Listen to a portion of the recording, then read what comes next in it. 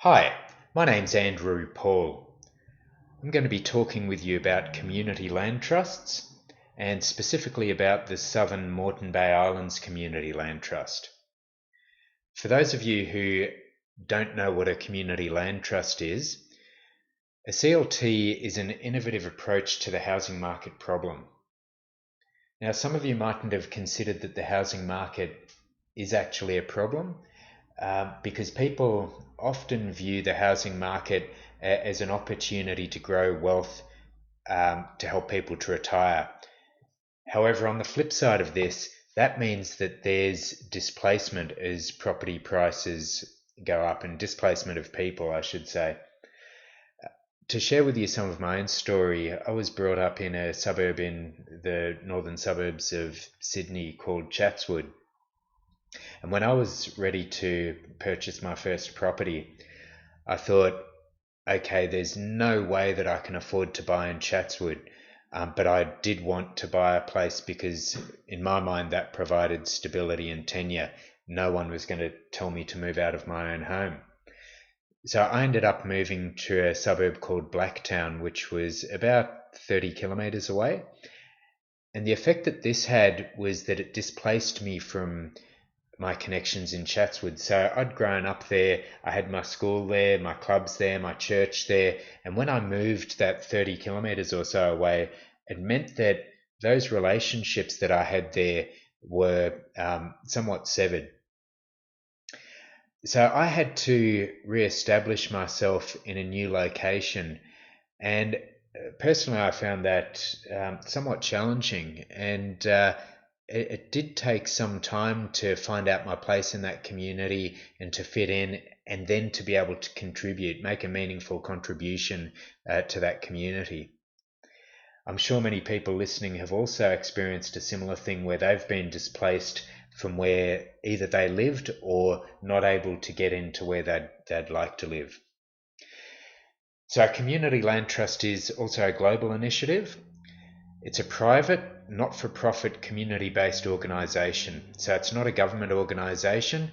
It's an organisation that's managed by the community. And they're governed by a board of representatives, which in the classic CLT model is made up of a third of the board members being CLT residents, a third being the community general community members, and a third being public interest members, who might be made up of bankers or council members or technical specialists in community land trusts, for example. The UK is quite a fascinating place to look in terms of the CLT movement, because back in 2008 there were no CLTs, and then they just exploded all across the UK. So back in 2018, that's last year, the count was 290 CLTs in the UK, and that was made up of 826 homes and 5,800 homes in the development process. The US had a slightly different story. The first CLT in the world was as a result of the civil rights movement in the southern states of the US in 1969. From the early 80s, community land trusts propagated across the US. In 1983, probably the largest CLT in the world was started. That's the Champlain Housing Trust in Burlington, Vermont, in the northeast of the US. And that's a fascinating study for anyone who's interested in the potential for community land trusts and the effects on the local society, because they have experienced the CLTs now for several decades, and they've seen the benefits to their community in that people have been able to have a meaningful existence rather than just working in a job to pay the mortgage or the high rents. They've been able to live in affordability, which has allowed people to focus on what they're passionate about. And this has resulted in some pretty good businesses coming out of that area. One of the favourites being Ben and Jerry's, for those of you who like ice cream like I do. New Zealand. There are startups in New Zealand, a couple of them named there.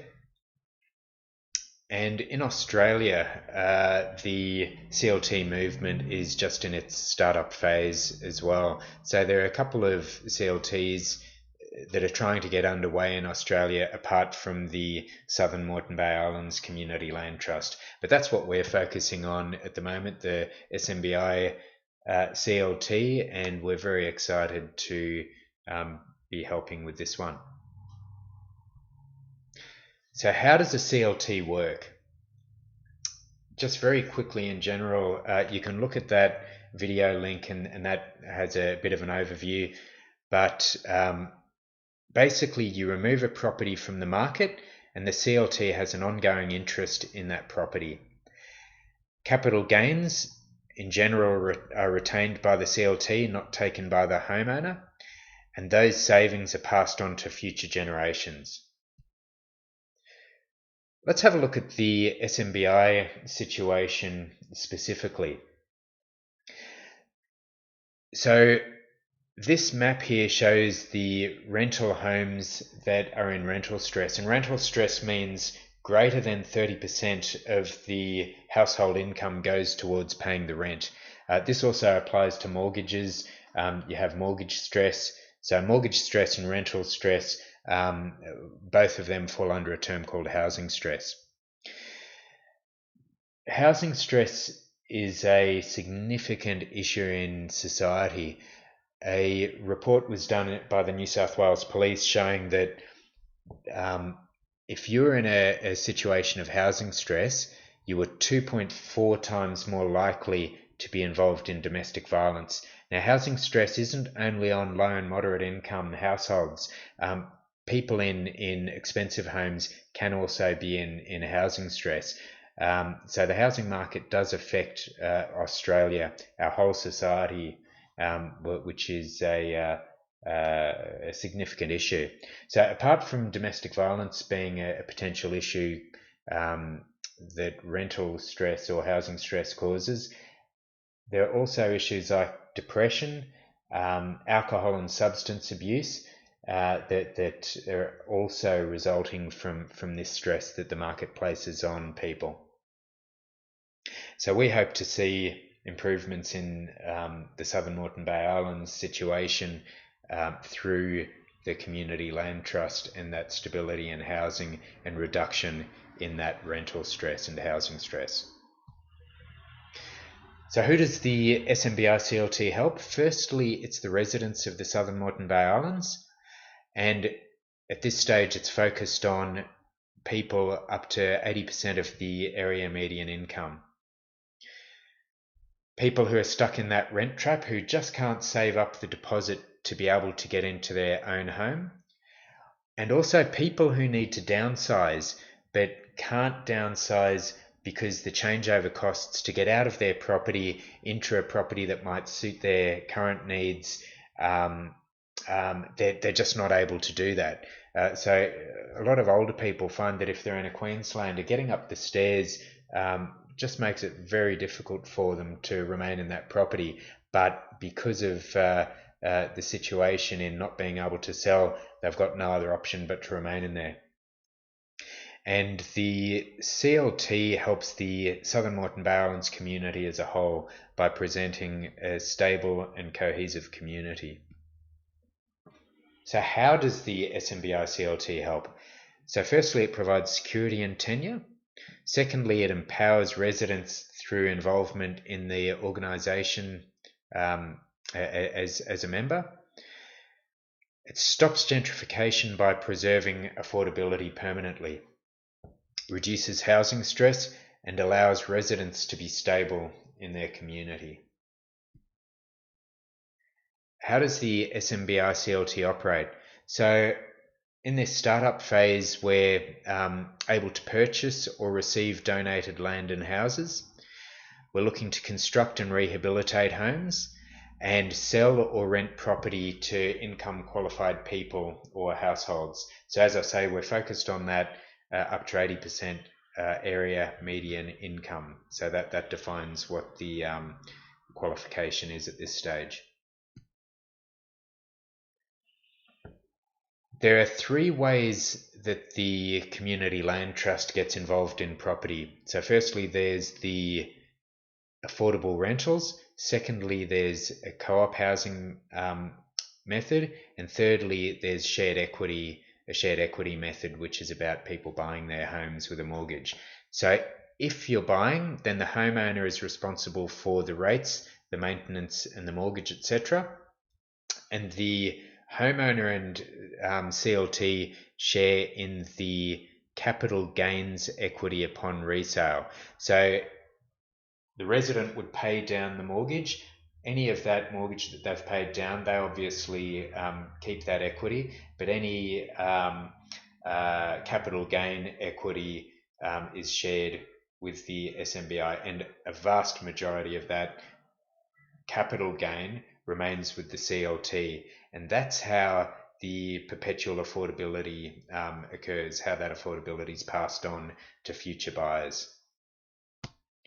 The cooperative housing is another method, as I mentioned, and that could be available to households or individuals who are unable to obtain a mortgage for whatever reason. That might be their age. Banks aren't prepared to lend, perhaps people over 55, because the time frame doesn't allow them to repay a mortgage under their policies, etc. Or there could be just not enough income to service a typical loan under their policies. And then affordable rentals will also be available. So the seller's able to recoup value added to the property, and they'll be approved improvements. So what I mean by that is if, for example, an existing home wants to have an additional toilet added, that might be considered to be an appropriate improvement. However, turning a CLT home into a triple-story mansion may not be considered to be an appropriate improvement because we're focused on perpetual affordability, affordable homes. And a majority of the capital gain remains in the property so that the mortgage for the next CLT qualified buyer remains affordable. The CLT has the first right of refusal to purchase the house back from the homeowner if when the homeowner is looking to sell, an appropriate person can't be found within an acceptable time frame. And the benefits of home ownership are passed on to the future generations. So how can you get involved? So as a member, there are three different types of membership available.